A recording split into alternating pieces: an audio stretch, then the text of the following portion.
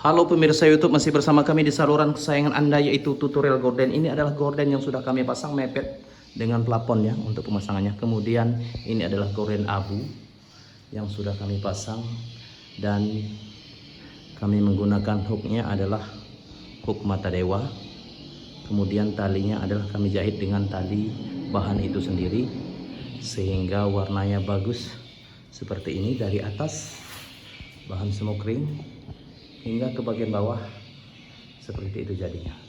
Oke, untuk Anda yang ingin membeli gorden, lihat saja pilihannya ada di playlist tutorial gorden.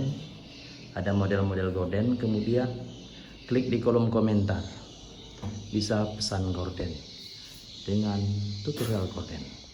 Oke, terima kasih. Sambil melihat video ini, jangan lupa juga untuk klik tombol subscribe, klik like, kemudian share video yang sudah kami buat. Ini adalah gorden dua kaca. Salam tutorial gorden.